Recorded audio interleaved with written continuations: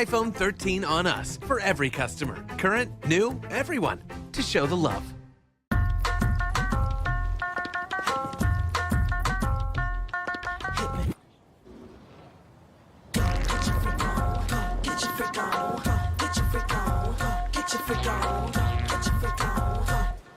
Welcome back to The Pivot with Stephanie Humphrey.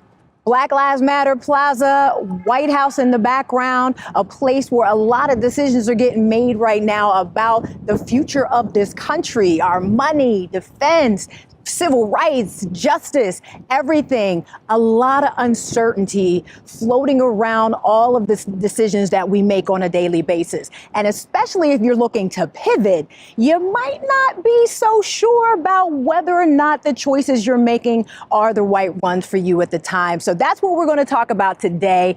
Uncertainty, imposter syndrome. Is this what I really should be doing?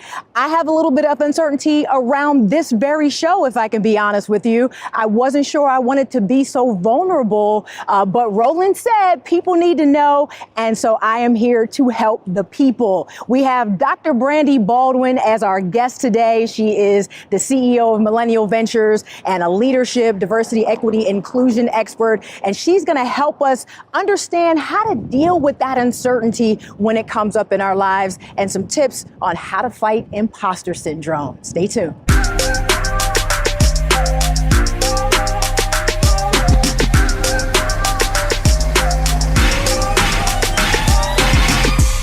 We are talking uncertainty, y'all. I mean, can we really do this? Thanks so much for checking out The Pivot with Stephanie Humphrey. I am here with Dr. Brandi Baldwin, a dear friend and the CEO of Millennial Ventures, Inc. Is it Millennial Ventures Inc. or Millennial Ventures Inc.? Yes. An author, a speaker, and an expert in leadership and diversity, equity, inclusion. Dr. Brandi, thanks so much for being here with us today. Thank you, Stephanie. Excited for our discussion. Yeah, let's get into it. So we are talking uncertainty, those moments where you ain't even sure, you kind of like, I don't know, I thought I had this all locked in, but now things are feeling a little iffy. Yes. I'm sure we have all had those moments. I would love to hear you talk about a few of those moments in your life. Absolutely. I think, one of the things that I've learned, and hindsight is always 2020, but, day in and day out, we all have this false sense of security. Technically, we don't really know what's going to happen tomorrow, the next day, or the next week. But when we have this realization for things like COVID or things like that are happening in the economy, and when it hits us and it comes to our front door, a lot of times it shakes us and it makes us feel like we have less control, that things are more uncertain. But at the end of the day, they were always uncertain. The difference is we typically had a plan in place. And so for me, I think one of the things that I remember just disrupting my plan for myself was this idea, I'm a millennial. Mm-hmm. So, the millennial generation, we were told that you go to school, you get good grades, you're going to graduate, you're going to go to college, get a career, and we all got sold that bill of goods. Right. We all got sold. And I'm like, I want a receipt because I had this idea of what my life would be, and that there was some certainty around, if you do this and you do that, you're guaranteed success. Mm-hmm. And so for me, almost 20 years ago now, coming out of college and realizing that, okay, wait, we're and recession's coming.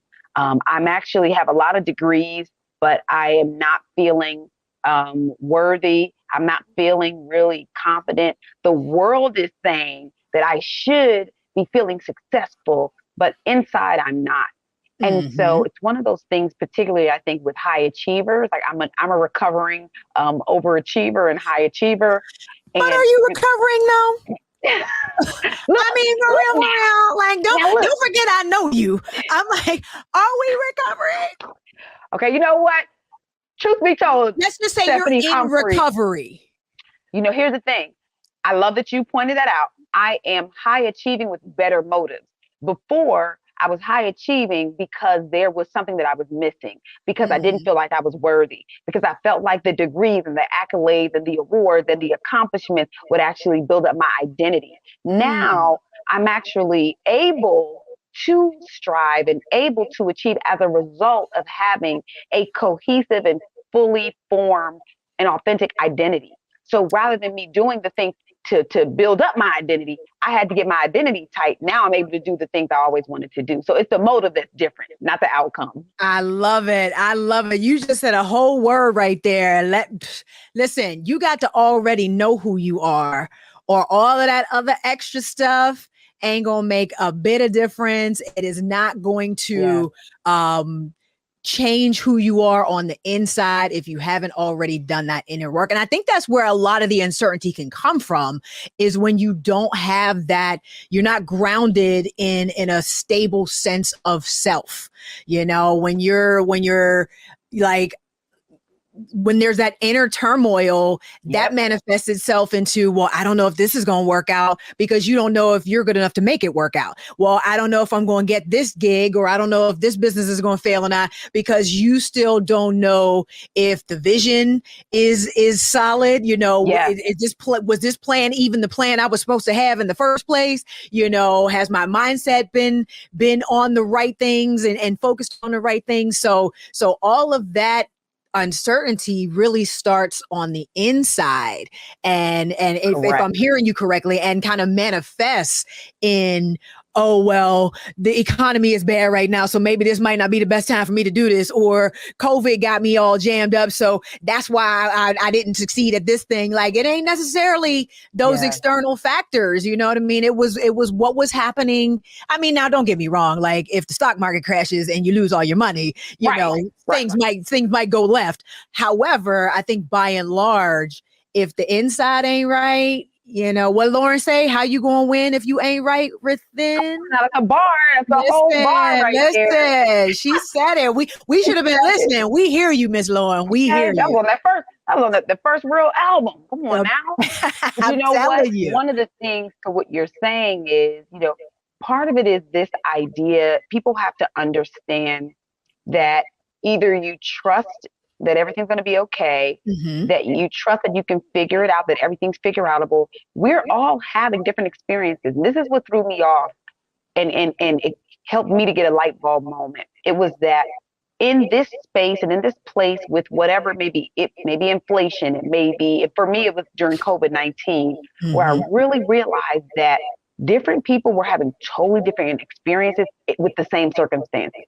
You know, a lot of times we say, and of course, some people had different starts and they were already at a certain place, maybe before COVID-19, whether it's with business or their mental health or whatever. Right. But I saw people that actually were down in the game. Like it was halftime and they did not look like they were winning. But through COVID-19, they actually came back. They did some things that helped their outcomes to be different. And so at any time in our lives, we have to realize that someone else is experiencing something similar to us. That's right. Maybe not identical, but they're having exact different or more positive outcomes. And it's the lens that we're looking at things. I think with that insecurity piece, with that uncertainty piece, there's a lot that's uncertain for all of us. But what lens am I going to choose to look through in order to help me get to the next step? What truth am I going to adopt that is going to serve me, rather than a truth, really a lie, right, that I'm going to adopt that's not going to serve me? And so, not to get too woo-woo, but it all starts here. You're absolutely right. Yep. It's the perspective. Like, what perspective are you choosing today? Are you going to choose to believe that you can't do something because, you know, we are in a bear market right now, or, you know, whatever the case may be? Or are you going to choose to believe that you are worthy and valuable and things like that?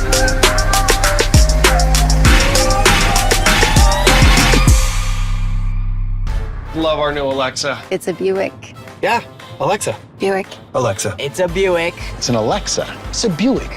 It's an Alexa. Coach, that's a Buick. That's an Alexa. The Buick Enclave with available Alexa built in. Verizon just gave us all a brand new iPhone 13. We've been customers for years. I thought new phones were for new customers. We got iPhone 13s too, switched to Verizon 2 minutes ago. Ours were busted, and we still got a shiny new one. Check it out. So wait, everybody gets the same great deal. I think that's the point. iPhone 13 on us for every customer. Current, new, everyone. On any unlimited plan, starting at just $35. All on the network more people rely on. Don't you think it's time to get wealthy? I'm Deborah Owens, America's Wealth Coach, and my new show on the Black Star Network focuses on the things your financial advisor or bank isn't telling you. So watch Get Wealthy on the Black Star Network.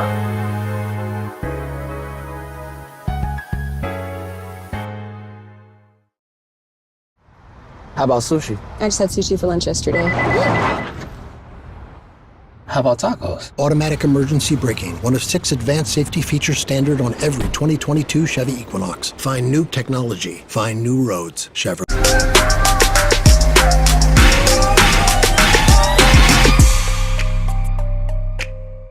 You know, it's funny you mentioned the lie we tell ourselves, because that leads me to my next question. You are a hella dynamic speaker, and you talk a lot in your talks about the idea of perfection. Tell us what that is, how that manifested in your life, and what you did to work through that. Yes. So I always tell the story that I was born in this single parent household, got some Caribbean and Jamaican in my family. Everything can be fixed with the Lord and school. Like education and the Lord, that's all you need in life, That's all you need. That's all you need, and you'll be fine, So I was raised to kind of achieve, be a straight A student. I was on the track. I was in the orchestra. I did that, student government president. Like, watch out now. This is before 18. Mm-hmm. And I did all of these things. I went and got a degree in psychology and a master's in organizational development and a PhD in educational leadership before the age of 30, and still felt empty. Wow. And I thought, I played by the rules, and I don't know who made these rules up, but while everyone else thinks I'm successful, I really feel empty. I really have low self-esteem. I really am struggling with imposter syndrome. And so I had to say, what is it? Because I've done all that you can do. Right. And I got the receipts. And got the receipts, baby. And I'm the real deal. But inside, it just wasn't fulfilling me at all. And I actually felt more empty than I ever felt. And I realized, and I had to have kind of a come to Jesus moment with myself. Have you ever just, had to talk to yourself? That's right. I.e. curse myself out. And I realized that I was fake. I actually loved the idea that my friends would introduce me as, oh, this is my friend Brandi. She's getting her PhD. I love that. That started to become part of my identity. I love the fact that everyone called me for advice. I was the resource and I was the go-to, even despite the fact that when I needed a resource to go to, I couldn't find anybody in my phone book that I trusted with my deepest, darkest secrets. Right? I had to realize that I created a life for myself where, because I was so insecure, I was an insecure high achiever, which is such an oxymoron. Mm-hmm. But I created a life for myself where everything around me built my identity up and tried to fill my bucket of insecurity, which had a hole at the bottom. And so I had to take responsibility for the fact that I was fake. I was phony. I kept people around me that probably wouldn't like me if I was the real Brandi. I kept people around me that I really didn't like, but because they fulfilled something for me. And so I call it perfection.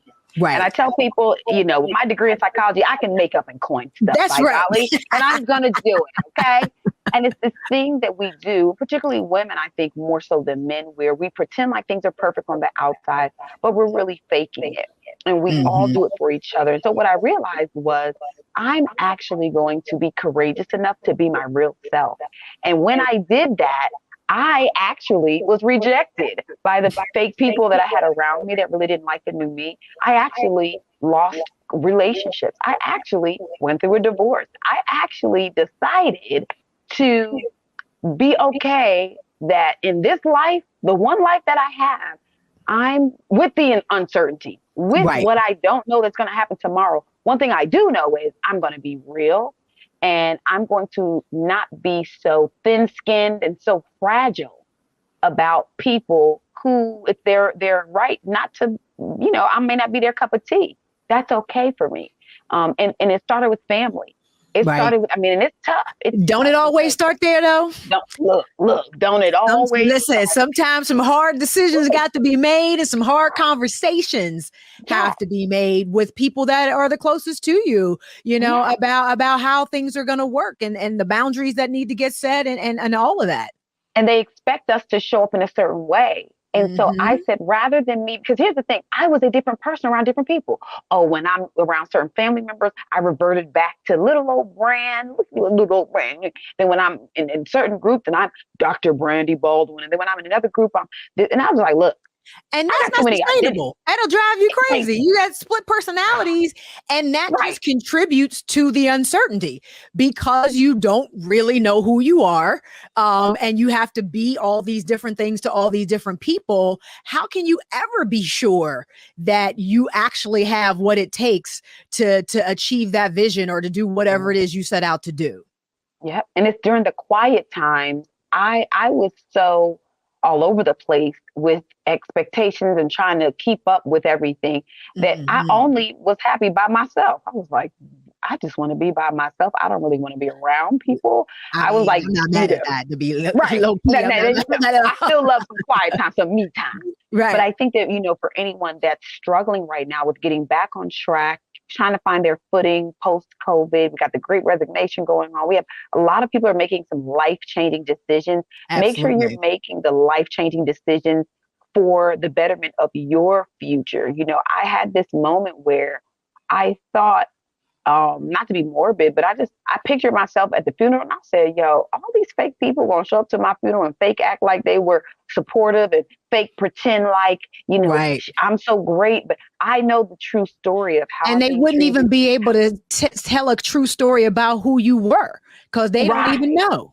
Right. It's like everyone's giving false accounts of the false life that I lived. How whack is that? And it was me saying, okay, I don't necessarily have a model for what this looks like, but I'm going to do it myself. And this is a game changer though, Steph. And you know this because we talked about just coming into our own and as we grow into our the greatness of who we are and what we were called to do. Right. But it's amazing how opportunities come to you. It's amazing how better friendships, better relationships come your way. It's like everything just moves out of the way and responds to your choosing and honoring yourself. I tell people I used to absolutely do small things that dishonored who I was, like sit all day at the computer and do work and not get up to use the bathroom and just relieve myself.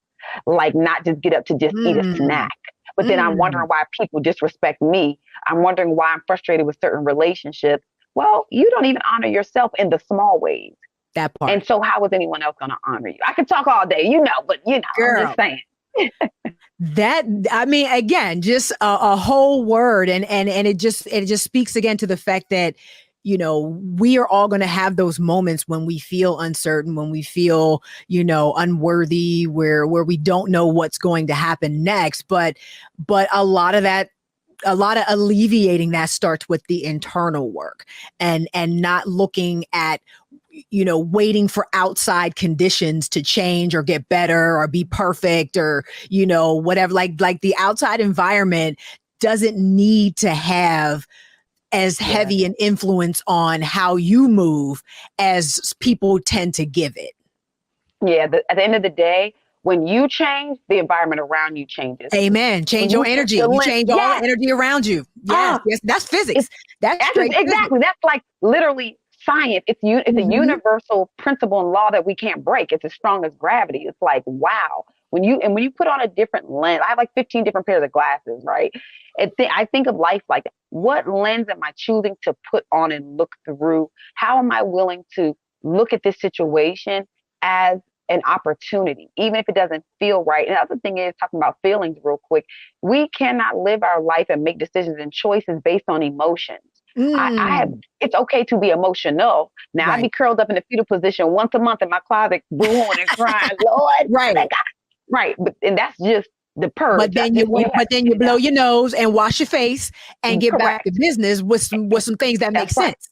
That makes sense. I got a pros and cons list. I have my wise counsel. I may need to call Stephanie and say, hey, Steph, I'm thinking about da-da-da-da. That's when you have to be about your business, and your life is a business.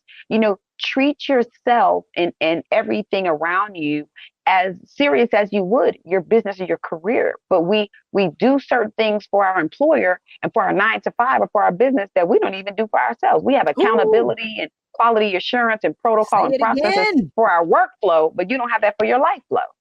And so it's one of those things where your success, your freedom, your accomplishments is not only about you. When you do that thing, you're opening doors for family members, for friends, for your children, for others. So I got to be good. I have to be healthy. Right. My mental health has to be straight. And once I realized and kind of put myself on a pedestal, I saw a meme and it really summed up my life before I made this kind of decision and this shift and this pivot. And it said, we have to stop teaching our women to measure their strength based on how much toxicity and turmoil they can endure. How much they can endure. Absolutely. Amen. Like, yeah. Wow. And we do that all the time. We do that. I'm a strong woman. I'm a strong Black woman. I've been through it. I'm a ride or die. I don't want to die.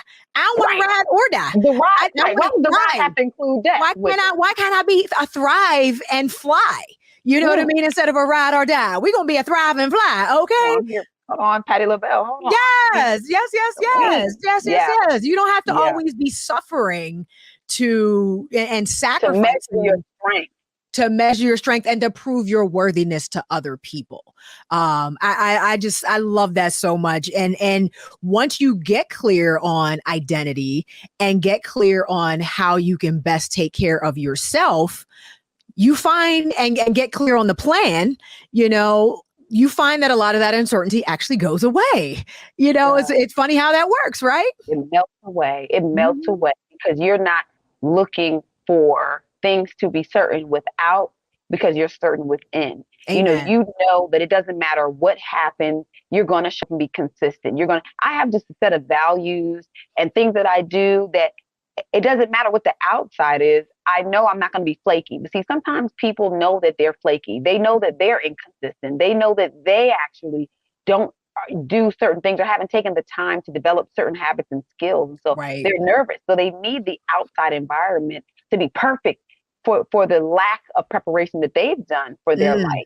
And so we have to figure that out and address that. With my kids, when they're small, I have to create an environment when they were very small that's conducive for them to be able to thrive and do things a certain way. I had to put the covers over the outlets. I had to put the thing on the steps so they wouldn't fall down the steps. After a while, we're going to take those guardrails off.